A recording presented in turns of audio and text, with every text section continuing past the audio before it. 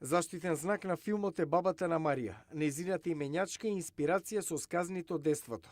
Најинтересен дел од таа приказна беше Втората светска војна, бидејќи таа имаше само 12 години, а имала една другарка своја, која била еврејка, и баба ми од чиста љубов сакала да ја помогне да излезе од монополот кога ги собрале евреите.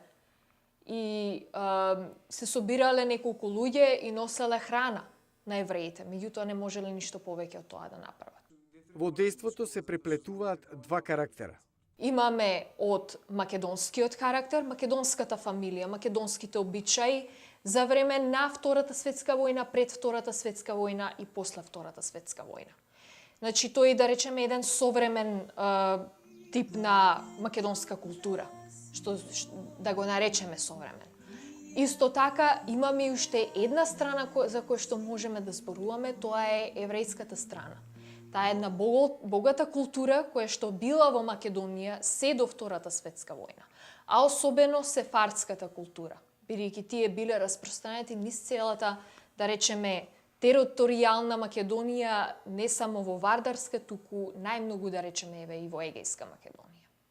Случувањата во последните мигови пред македонските евреи да бидат ставени во воз за концентрациониот логор Треблинка и ги раскажала баба ѝ.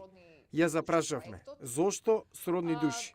Не е ова некоја љубовна приказна, меѓутоа тоа е љубов која што ви ствара една духовна сила.